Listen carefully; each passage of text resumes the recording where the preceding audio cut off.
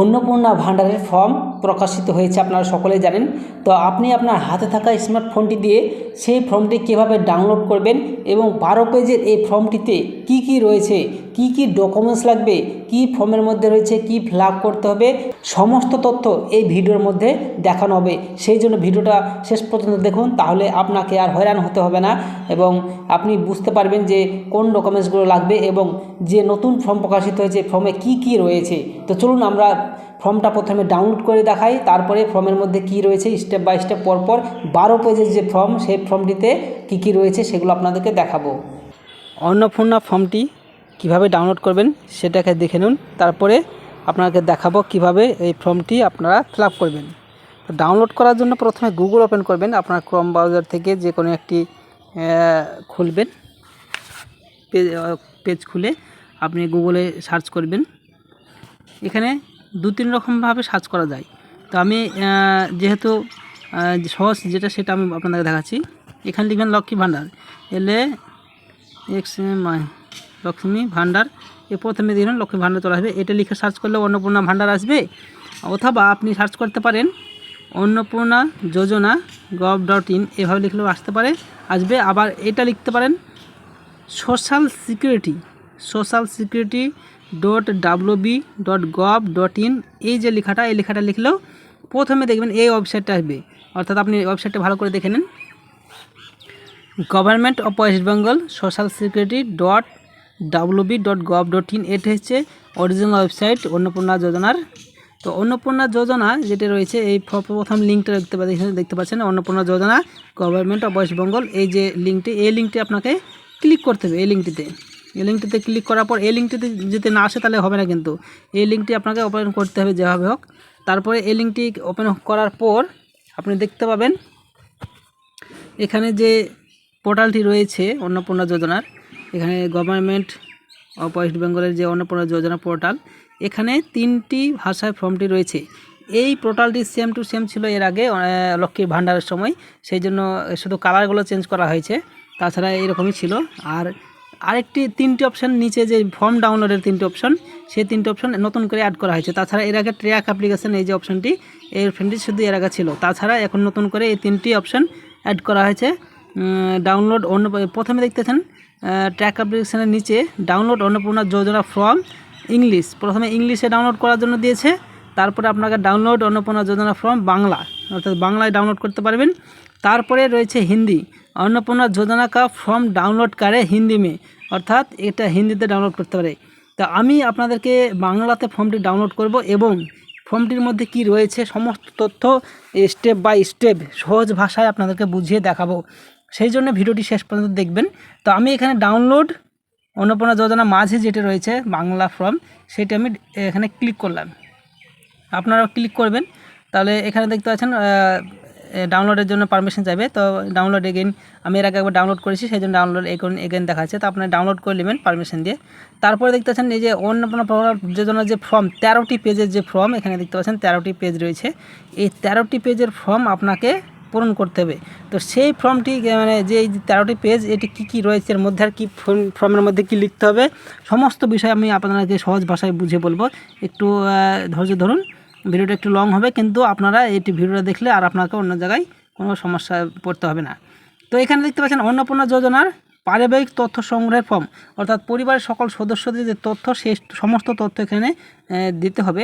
তো এখানে পারিবারিক তথ্য বলতে গেলে আপনাদেরকে প্রথমেই বলে রাখি, ফর্মের নিচে দেখুন লেখা রয়েছে, আমি এটি প্রথমে আগে দেখিয়ে দিই। এখানে দেখতে পাচ্ছেন দ্রষ্টব্য পরিবার বলতে এমন একদল ব্যক্তিকে বোঝায় যারা সাধারণত একসঙ্গে বসবাস করেন এবং একই সঙ্গে রান্নাঘর থেকে খাবার গ্রহণ করেন, এইটাই হচ্ছে পরিবার। তো এরকম যারা আছেন তাদের হয়তো 4-5 জন একটা ফ্যামিলিতে রয়েছেন, তাদের জন্য আলাদা, আর ফ্যামিলিতে হয়তো দুটো ফ্যামিলি একসঙ্গে থাকছেন কিন্তু আলাদা রান্না করেন, তাদের জন্য আলাদা, এভাবে ফর্মটি ফিল আপ করবেন। তো এখানে আমি প্রথমে যেটা দেখছি, ফর্মের প্রথমে লিখে রাখা হয়েছে প্রতিটি বিভাগে টিক চেকবক্সের বিকল্প এবং নির্দেশাবলী রয়েছে, আর প্রতিটি চেকবক্স ও ক্ষেত্র পরিষ্কারভাবে চিহ্নিত করা হয়েছে। আবেদনকারী ও যাচাইকারী কর্মকর্তাদের জন্য প্রয়োজনীয় নির্দেশাবলী প্রদান করা হয়েছে। তো প্রথমে যেটা প্রতিটি বিভাগ পূরণ করা বাধ্যতামূলক, এখানে লিখেই দিয়েছে। প্রথমে দেখতে পাচ্ছেন প্রতিটি যে বিভাগ রয়েছে, বিভাগ ক্ষেত্র অর্থাৎ ক বিভাগ, খ বিভাগ এভাবে রয়েছে। তো প্রথম বিভাগ যেটা রয়েছে পারিবারিক পরিচয়, প্রথমে রয়েছে head of the family, HOF, এখানে দেখতে পাচ্ছেন HOF মানে হেড অফ দ্য ফ্যামিলি। পরিবারের প্রধানের নাম, পরিবারের প্রধানের নাম এটা কোন বক্সে লিখবেন? এই মাঝের যে বক্সটা রয়েছে এখানে দেখতে পাচ্ছেন পুরো নাম লিখুন। এই যে পুরো নাম লিখুন, তার নিচে এই ফাঁকাটায় আপনাকে লিখতে হবে পরিবারের প্রধানের নাম। তারপরে এখানে দেখতে পাচ্ছেন ডান দিকে মানে নির্দেশ দেওয়া রয়েছে কী করতে হবে না করতে হবে। এখানে লেখা রয়েছে আধার কার্ড অনুযায়ী, অর্থাৎ আধার কার্ডের অনুযায়ী পরিবারের যে প্রধান তার প্রধানের নাম আধার কার্ড অনুযায়ী এখানে লিখতে হবে।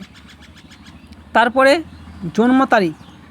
জন্ম তারিখ, দিন, মাস, বছর হিসেবে আপনাকে এই মাঝের এই যে ফাঁকা জায়গাটাই আপনাকে লিখে দিতে হবে। ওই পরিবারের যে প্রধান তার দিন, মাস, বছর অনুযায়ী দিয়ে সেটা লিখে দিতে হবে। আর ডান দিকে কিছু লেখা ফাঁকা রয়েছে। তারপরে পরিবারের প্রধানের মানে হেডের যে অর্থাৎ হেড অফ দ্য ফ্যামিলি, পরিবারের প্রধান যে তার লিঙ্গ কি রয়েছে, পুরুষ, মহিলা, অন্যান্য যেটা থাকবে সেটাতে আপনারা টিক দেবেন। এখানে দেখতে পাচ্ছেন টিক চিহ্ন দেওয়ার জন্য ঘর কাটা হয়ে রয়েছে। পুরুষ, মহিলা সমস্ত পাশে পাশে ঘর কাটা রয়েছে। এর পরবর্তীতে আপনারা দেখতে পাচ্ছেন পরিবারের প্রধানের আধার নং, অর্থাৎ এখানে দেখছেন পরিবারের প্রধানের যে আধার কার্ডের নাম্বার, সেই আধার কার্ডের নাম্বারটা আপনারা এই মাঝখানে এই ঘরটাতে বসিয়ে দেবেন। তারপরে আধার কার্ডের নাম্বার দেওয়া হয়ে গেলে তারপর ডিজিটাল রেশন কার্ডের পারিবারিক আইডি, অর্থাৎ যদি থাকে এটা আপনারা দিতেও পারেন না দিতে পারেন। ডিজিটাল রেশন কার্ডের যে আইডি নাম্বার, সেই আইডি নাম্বারটা আপনাকে এখানে দিতে হবে। তারপরে আপনি যদি থাকে তাহলে এখানে মাঝখানে ঘর বসিয়ে দেবেন। তারপরে 6 নম্বরে রয়েছে পরিবারের সদস্য সংখ্যা, আপনার পরিবারে কতজন সদস্য রয়েছে, সেই পরিবারের 4 জন হয়তো 5 জন থাকলো, সেটা আপনারা এখানে লিখবেন 5 জন সদস্য কি 4 জন সদস্য 3 জন সদস্য সেটা লিখে দেবেন। তারপরে ঠিকানা, আপনার এই যে ঠিকানা মানে পরিবারের যে হেড তার পুরো ঠিকানাটা এই যে মাঝখানে এই ঘরটা এখানে পুরো ভিলেজ পোস্ট মানে গ্রাম অঞ্চলের ক্ষেত্রে থাকবে ভিলেজ পোস্ট করে এভাবে লিখে সম্পূর্ণ যে ঠিকানা ডিস্ট্রিক্ট পর্যন্ত ওয়েস্ট বেঙ্গল, সেটা আপনারা পুরো ঠিকানাটি এখানে বসিয়ে দেবেন। আপনারা নিশ্চয়ই জানেন, যেহেতু ফর্ম ফিল আপ করবেন অবশ্যই জানেন ঠিকানাটা কীভাবে লিখতে হবে। স্থায়ী ঠিকানা এখানে লিখে দিলেন। তারপরে নিচে 8 নম্বরে এসে যোগাযোগ নম্বর, অর্থাৎ পরিবারের প্রধানের যে হেড অফ দ্য ফ্যামিলি তার যে যোগাযোগ নম্বর, সেই মোবাইল নাম্বার, অর্থাৎ সেই মোবাইল নাম্বারটা আপনারা এই মাঝে এখানে ঘরটায় বসিয়ে দেবেন। ভিডিওটি একটি লং হবে, কিন্তু আপনারা ধৈর্য ধরে করে দেখবেন, ভিডিওটি সমস্ত ডিটেলসে আলোচনা করা হয়েছে। তো এখানে তারপরে এখানে জন্ম, নাম, জন্ম তারিখ, লিঙ্গ, পরিবারের প্রধানের সঙ্গে সম্পর্ক, আধার নং, এইগুলো লিখতে হবে। তো এখানে দেখতে পাচ্ছেন প্রথমে আপনাদের দেখে দিই পরিবারের প্রধান, এখানে সদস্য নাম, তারপরে সদস্য নং 2, 3 এভাবে 5 জনের সদস্যের এখানে ডিটেলস দেওয়া রয়েছে। তো প্রথমে সদস্য সংখ্যা 1-এ আপনি নাম লিখে দেবেন পরিবারের প্রধানের। তারপরে নাম লেখার পর নিচে লিখবেন জন্ম তারিখ, তারপর লিঙ্গ, পরিবারের প্রধানের সঙ্গে সম্পর্ক, অর্থাৎ এখানে বুঝতে পারছেন বিষয়টা, মানে পরিবারের যে প্রধান তার ডিটেলস তো উপরে দেওয়া হলো, সেই জন্য তার ডিটেলস এখানে দিতে হবে না, সদস্য সংখ্যাগুলো নামগুলো এখানে লিখতে হবে। এখানে প্রথমে নাম লিখবেন, তারপরে জন্ম তারিখ, তারপরে লিঙ্গ, এই যে এখানে লিঙ্গ রয়েছে, তারপরে পরিবারের প্রধানের সঙ্গে তার সম্পর্ক কী রয়েছে সেটা লিখতে হবে। তারপরে আধার কার্ডের নম্বর, অর্থাৎ পরিবারের সদস্য সংখ্যার একজন প্রথম যে জন থাকবে তার আধার কার্ডের নম্বরটি এখানে লিখতে হবে। আধার কার্ডের নাম্বারটা হলো পরিবার সদস্য সংখ্যা 2। আর হ্যাঁ, আরেকটা বিষয়, এখানে পরিবারের প্রধানের সঙ্গে সম্পর্কটা কী সেটা এখানে লিখে দেবেন। একইভাবে 1, 2, 3, 4, 5 জন মানে সদস্যের মানে ডিটেলস এখানে দিতে হবে। এখানে পরপর 5 জন সদস্যের একইভাবে ডিটেলসটা দিতে হবে। তো আপনারা প্রথমেই একবার দেখে নেন, নাম, জন্ম তারিখ, লিঙ্গ, এই 3টা লেখার পর পরিবারের প্রধানের সঙ্গে সম্পর্ক কী সেটা ডান দিকে ফাঁকাতে লিখে দিতে হবে। তারপর আধার নাম্বার, এই আধার নাম্বারটা আপনাকে দিয়ে দিতে হবে, মানে সদস্য সংখ্যা অনুযায়ী 5 জনের সবাই দিতে হবে। তারপরে এই 5 জনের হয়ে গেলে আপনি দেখতে পাচ্ছেন তারপরে 10 নম্বরে যেটা রয়েছে পরিবারের প্রধান এবং পরিবারের সকল প্রাপ্তবয়স্ক সদস্যের ব্যাংক অ্যাকাউন্ট, অর্থাৎ যারা প্রাপ্তবয়স্ক পরিবারের মধ্যে অর্থাৎ 18 বছরের উপরে যারা রয়েছে তাদের এখানে 18 বছরের উপরে যারা রয়েছে তাদের ডিটেলস, ব্যাংকের যে ডিটেলস, হ্যাঁ প্রথমে রয়েছে head of family, bank account number, account নং, আইএফএসসি কোড। প্রথমে যে হেড অফ দ্য ফ্যামিলি তার প্রথমে দিতে হবে, তারপরে ব্যাংক অ্যাকাউন্ট নাম্বার দিয়ে দিলেন, অ্যাকাউন্ট নাম্বার দিয়ে দিলেন, আইএফএসসি কোডটা দিয়ে দিলেন। তারপরে সদস্য সংখ্যা 1 তার ব্যাংকের অ্যাকাউন্ট নাম্বার দিলেন, ব্যাংকের নামটা প্রথমে দিতে হবে, তারপরে অ্যাকাউন্ট নাম্বার দিতে হবে, তারপর আইএফএসসি কোড দিতে হবে। এইভাবে 5 জন যে সদস্য, সেই 5 জন সদস্যের ব্যাংকের নাম, ব্যাংকের অ্যাকাউন্ট নাম্বার আর আইএফএসসি কোড পরপর দিতে হবে। আর প্রথমে হেড অফ দ্য ফ্যামিলির যে রয়েছে তার দিতে হবে। HOF মানে ব্যাংকে তার হেড অফ দ্য ফ্যামিলি যে রয়েছে তার ব্যাংকের নাম, অ্যাকাউন্ট নাম্বার তার দেওয়ার পর 5 জন বাকি যে সদস্য, সেই সদস্যদের নামগুলো, অ্যাকাউন্ট নাম্বারগুলো দিতে হবে।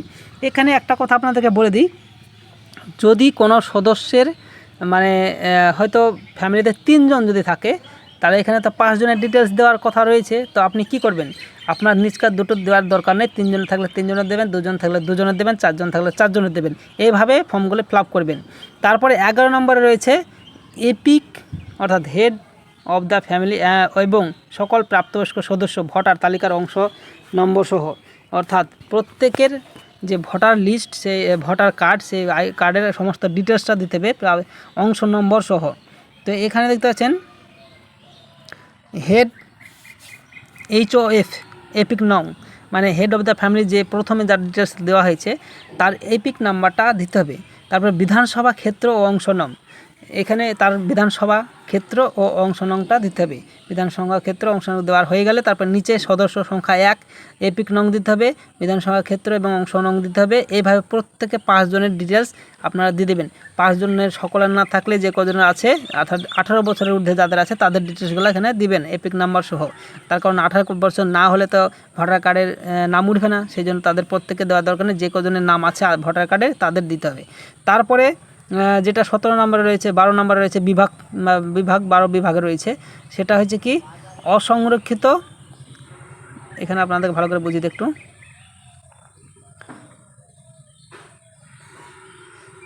এখানে লেখা রয়েছে দেখেন, প্রযোজ্য শংসাপত্র যেমন জাতিগত আর্থিকভাবে দুর্বল শ্রেণী, মানে যে ক্যাটাগরির, অর্থাৎ আপনারা জানেন SC ST OBC বিভিন্ন ক্যাটাগরির রয়েছে। তো আপনারা ফ্যামিলিতে যে ক্যাটাগরি রয়েছে সেই ক্যাটাগরিতে আপনাকে এখানে টিক চিহ্ন দিতে হবে। এখানে দেখতে পাচ্ছেন, এখানে টিক চিহ্ন দেওয়ার জন্য রয়েছে অপশন রয়েছে।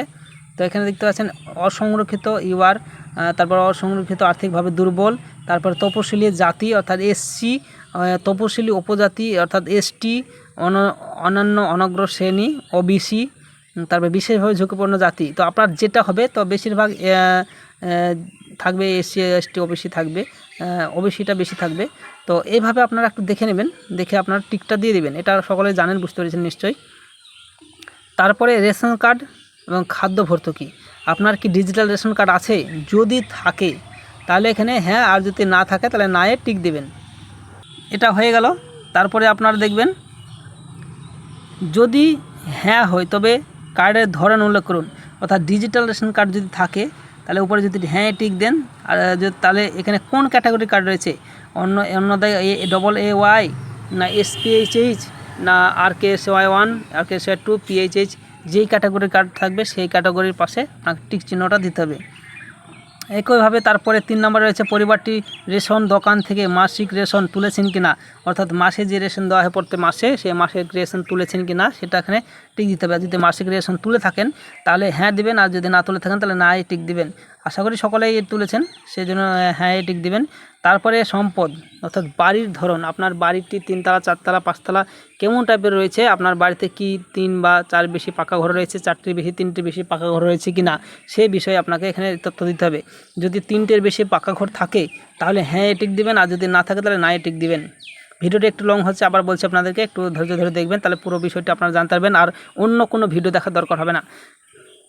পারিবারিক জমির মালিকানা, যদি জমির মালিকানা অর্থাৎ আপনার নিজস্ব জমি থাকে তাহলে হ্যাঁ টিক দিবেন, আর যদি না থাকে তাহলে যদি আপনার জমি না থাকে অন্যজনের জমি করে থাকেন তাহলে নাই টিক দিবেন। এটা বুঝতে পারছেন। আর যদি থাকে রেজিস্ট্রেশন মিউটেশনের কপি এবং ROR হালনাগাদের তারিখ সহ সর্বশেষ জমির রেকর্ডের কপি, অর্থাৎ রেকর্ডের যে জেরক্স, সেই রেকর্ডের জেরক্স কপি আপনাকে দিতে হবে যদি জমি থেকে থাকে, অর্থাৎ জমির যে রেকর্ড থাকে সেই রেকর্ড। আপনারা বুঝতে পারছেন নিশ্চয়ই বিষয়টি। তারপরে 3 নম্বরে রয়েছে বিভাগ ক্ষেত্রে 3 নম্বরে পরিবারের সকল সদস্যের মোট জমির পরিমাণ, অর্থাৎ সদস্য আপনার ফ্যামিলিতে যদি 5 জন সদস্য থাকে আর হেড অফ দ্য ফ্যামিলি তাকে নিয়ে 6 জন, তো সেই 6 জনের মোট জমির যে পরিমাণ শতক এখানে লিখতে হবে। কত শতক, শতক হিসাবে আপনাকে লিখতে হবে।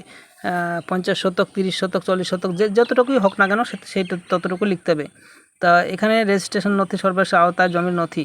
তারপরে এখানে লেখা রয়েছে দেখেন 4 নম্বরে যানবাহন অর্থাৎ আপনার পরিবারে কোনো সদস্য কি অবাণিজ্যিক মোটরচালিত 4 চাকার গাড়ি আছে, অর্থাৎ মোটরচালিত 4 চাকার গাড়ি যদি থাকে তাহলে হ্যাঁ দিয়ে টিক দেবেন, আর যদি না থাকে তাহলে না দেবেন। যদি হ্যাঁ হয় তবে গাড়ির সংখ্যা উল্লেখ করুন। যদি গাড়ি থেকে থাকে তাহলে কতটা গাড়ি রয়েছে, মানে 3টে 4টে 2টো জাল, আর গাড়ির রেজিস্ট্রেশন নাম্বারটা আপনাকে নিচে এখানে দিতে হবে। আর গাড়ি জিপ ট্র্যাক্টর অন্তর্ভুক্ত করুন। যদি হ্যাঁ হয় মডেল নাম্বার দিতে হবে, অর্থাৎ জিপ গাড়ি আছে না ট্র্যাক্টর আছে না কি গাড়ি রয়েছে সেটা আপনাকে টিক দিতে হবে। তারপরে পরিবার ভিত্তিক সদস্যদের স্বাস্থ্য বিমা, অর্থাৎ যদি স্বাস্থ্য বিমা যেমন স্বাস্থ্যসাথী কার্ড এই টাইপের যে স্বাস্থ্য বিমা সরকারি বেসরকারি যে বা বেসরকারি বিমার অঙ্ক বা প্রিমিয়ামের বিমার সহ করুন। অর্থাৎ সরকারি যদি স্বাস্থ্য বিমা কার্ড থাকে বা বেসরকারি থাকতে পারে, সেগুলো আপনারা এখানে দেখে নেবেন। সদস্য অনুযায়ী যে মানে কতজন সদস্য রয়েছে সেই হিসাবে আপনারা টিক চিহ্ন দেবেন। এটা হয়ে গেল। তারপরে আপনারা দেখতে পাবেন নিচে এখানে রয়েছে আয় পেশা। কোনো সদস্য কি আয়কর বা পেশাগত কর প্রদান করেন, অর্থাৎ আপনারা জানেন যে যারা বেশি ইনকাম করে থাকেন তারা ট্যাক্স প্রদান করেন, অর্থাৎ সরকারকে ট্যাক্স দেন। সেই ট্যাক্স যদি কেউ দিয়ে থাকে তাহলে সেই এখানে হ্যাঁ টিক দেবেন, আর যদি না দিয়ে থাকেন তাহলে না টিক করবেন। আর পরিবারের সদস্যদের প্যান কার্ড অর্থাৎ যদি থাকে তাহলে সেই প্যান কার্ড যদি থাকে তাহলে যদি হ্যাঁ হয় তাহলে তাদের প্যান কার্ডের নাম্বার এবং প্যান কার্ড নম্বর উল্লেখ করতে হবে। আর যদি না থাকে তাহলে কোনো ব্যাপার নাই, এখানে নাম লিখতে হবে আর তার প্যান কার্ডের নাম্বারটা লিখতে হবে। অর্থাৎ যদি আমি কথা বলছি হেড অফ দ্য ফ্যামিলির প্যান কার্ড রয়েছে, তাহলে এখানে দেখতে পাচ্ছেন হেড অফ দ্য ফ্যামিলি, তার নামটা প্রথমে লিখতে হবে, তার প্যান কার্ডের নাম্বারটা নিচে তার পাশে লিখতে হবে।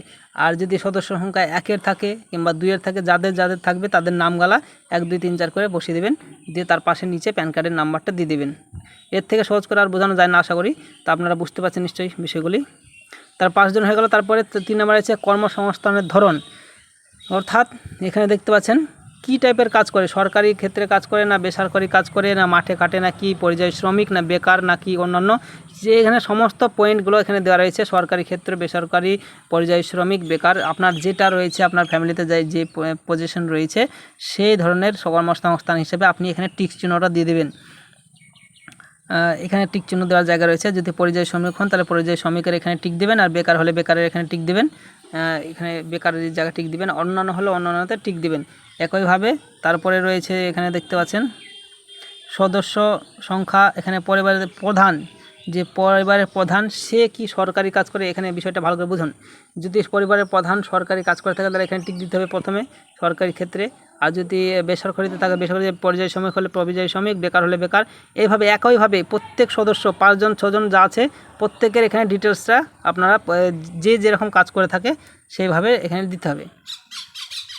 একটা কথা আপনাদেরকে বলি, ফর্মটা যেহেতু এইভাবে ফিল আপ করা আছে, তো প্রথম থেকে 1 নম্বর সদস্যতে যার নাম দেবেন সমস্ত ডিটেলস প্রত্যেক 1 নম্বরে তারই নাম ডিটেলস দেবেন।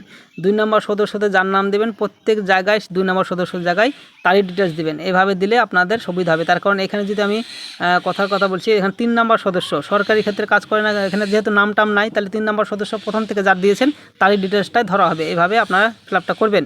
তারপরে এখানে 4 নম্বরে যেটা রয়েছে পরিবারের শিক্ষিত প্রাপ্তবয়স্ক সদস্যদের সংখ্যা এবং পরিবারের অশিক্ষিত প্রাপ্তবয়স্ক সংখ্যা, অর্থাৎ পরিবারের মধ্যে যে প্রাপ্তবয়স্ক রয়েছে অর্থাৎ 18 বছরের উপরে তাদের যে সংখ্যা, তারা শিক্ষিত না অশিক্ষিত, কতজন শিক্ষিত কতজন অশিক্ষিত সেই বিষয়টি এখানে তুলে ধরতে বলেছে। তো এখানে প্রথমে আপনাকে লিখে দিতে হবে কতজন শিক্ষিত প্রাপ্তবয়স্ক রয়েছে। এখানে প্রথমে দেখতে পাচ্ছেন, প্রথমে আপনাকে এখানে লিখে দেবে শিক্ষিত প্রাপ্তবয়স্ক সদস্য, এখানে 4 জন হলে 4 জন, 3 জন যা আছে লিখে দেবেন সংখ্যাতে। তারপরে অশিক্ষিত প্রাপ্তবয়স্ক সদস্য, এখানে অশিক্ষিত যারা রয়েছে তাদের সংখ্যাটা এখানে লিখে দেবেন কতজন রয়েছে। তারপরে সেই সংখ্যা অনুযায়ী পরিবারের প্রধান, অর্থাৎ পরিবারের প্রধান শিক্ষিত না অশিক্ষিত সেখানে টিক দেবেন। সর্বোচ্চ শিক্ষাগত যোগ্যতা সেটা আপনাকে ডান দিকের সাইডে লিখে দিতে হবে। আর অশিক্ষিত হলে অশিক্ষিত টিক দিবেন, অশিক্ষিত টিক দিলে কিছু লিখতে হবে না ডান দিকে। একইভাবে 5 জন যে সদস্য ডিটেলস দেওয়া আছে 5 জনের সদস্যদের ডিটেলস অনুযায়ী আপনি পরপর লিখে দেবেন শিক্ষিত অশিক্ষিত না কোন বিষয়টি। তারপরে রয়েছে কোনো সদস্য কি কোনো সাংবিধানিক পদ, মন্ত্রী, সাংসদ, বিধায়ক, পৌর স্থানীয় সংস্থা বা পঞ্চায়েত সংস্থার প্রাক্তন বর্তমান ধারক, অর্থাৎ এখানে বিষয়টি আপনারা বুঝতে পারছেন। যদি কোনো সরকারি দপ্তরে থাকে অর্থাৎ কোনো সদস্য সাংবিধানিক পদ অর্থাৎ সংবিধান ভোট দেওয়ার পরে যেই পদগুলি পায় সেগুলোকে সাংবিধানিক পদ বলা হচ্ছে। আপনি যদি ভোটে জেতার পর প্রধান হন বা এমএলএ হন, এমপি হন, সেই ক্ষেত্রে এখানে বিষয়টি বোঝানো হয়েছে। যদি কোনো পদে থাকে তাহলে কোনো সদস্য যদি থাকে তাহলে হ্যাঁ টিক দিবেন, আর যদি নাই থাকে তাহলে না টিক দিবেন। আর যদি থাকে পদে হ্যাঁ টিক দেন, তাহলে কোন পদে রয়েছেন তার সদস্য নং কত সেই বিষয়টি এখানে আপনাকে তুলে ধরতে হবে। কোনো সদস্য কি পেনশন সরকারি পেনশনভোগী অর্থাৎ সরকার থেকে যদি পেনশন পান তাহলে হ্যাঁ টিক দেবেন, আর যদি না পান তাহলে নাই টিক দেবেন। যিনি সরকারি পেনশনভোগী তার সদস্য নং অর্থাৎ মানে প্রথম থেকে যে 5 জন সদস্যের বিষয়টি দেওয়া হয়েছে সেই হিসাবে সদস্যর যে নাম্বার সেই নাম্বারটা আপনাকে দিতে হবে। তাহলে এখান থেকে বোঝা যাবে যে ওই 4 নাম্বার সদস্য কিংবা 3 নাম্বার সদস্য সংখ্যা মানে যার নাম ছিল সেই ব্যক্তি পেনশন পান, এভাবে এখান থেকে বোঝা যাবে। সেই জন্য সদস্য নংটা এখানে দেওয়া রয়েছে। উপর কার্ডটা সে একইভাবে যিনি পদে রয়েছেন তার সদস্য নংটা এভাবে একইভাবে দিতে হবে।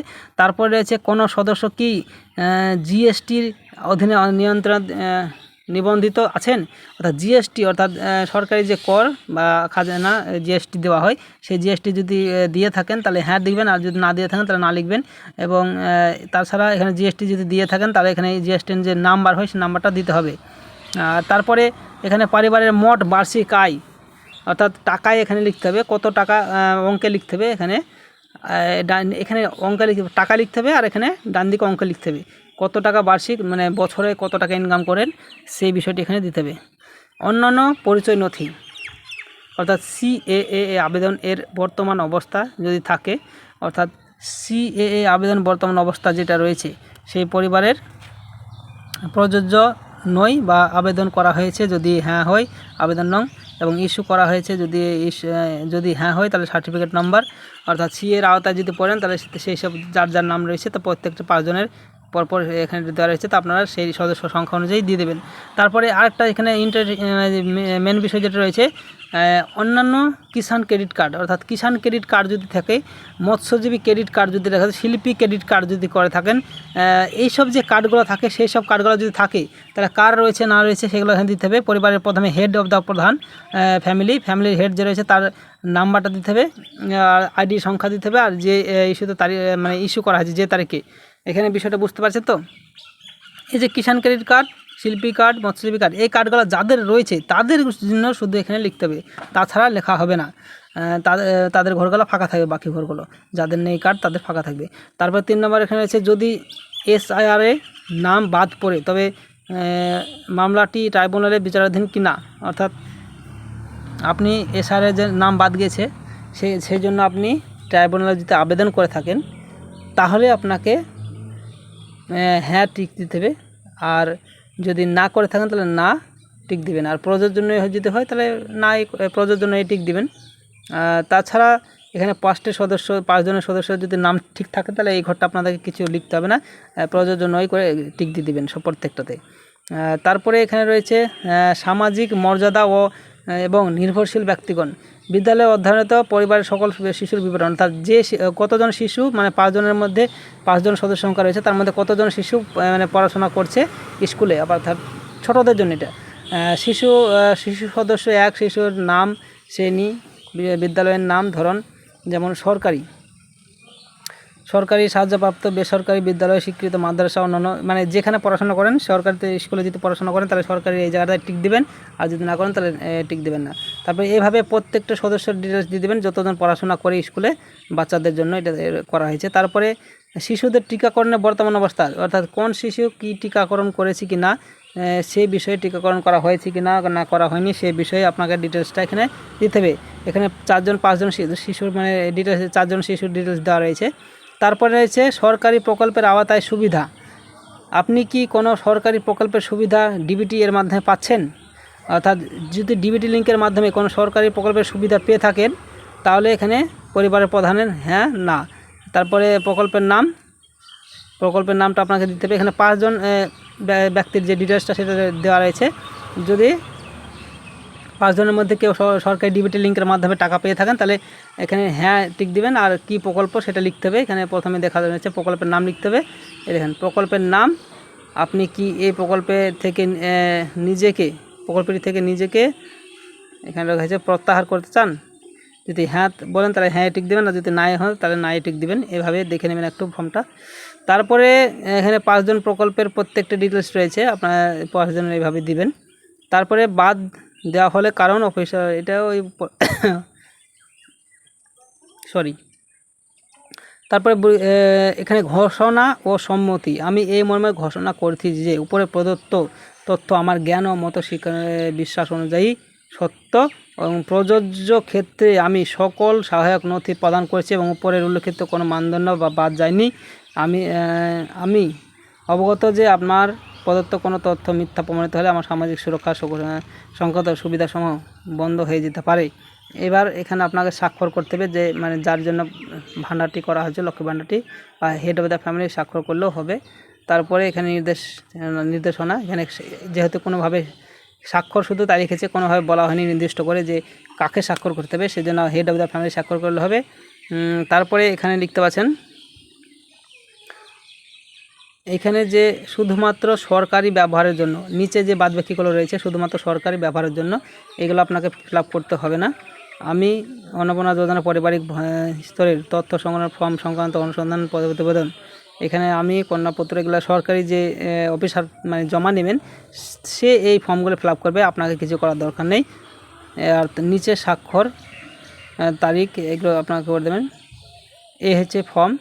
তো আপনাদেরকে একটা কথা আমি প্রথমে ফর্ম ফিল আপ করার আগে আপনাকে একটা কথা যেটা ইম্পর্টেন্ট সেটা আপনাকে বুঝিয়ে দিই ভালো করে। এই যে এখানে দেখতে পাচ্ছেন সদস্য সংখ্যা, ফর্মটি ফিল আপ করার সময় শুরু থেকে সদস্য সংখ্যা একে যার নাম দিয়েছেন প্রত্যেকটা ডিটেলসের নিচে তারই নাম 1 নম্বরে দিবেন, তার তথ্য 1 নম্বরে দিবেন। সদস্য সংখ্যা 2-এ যার নাম দিয়েছেন প্রথমে, তার সমস্ত নিচে যে তথ্যগুলো দেবেন সব 2 নম্বরে তারই নাম রাখবেন, তারই ডিটেলস দেবেন।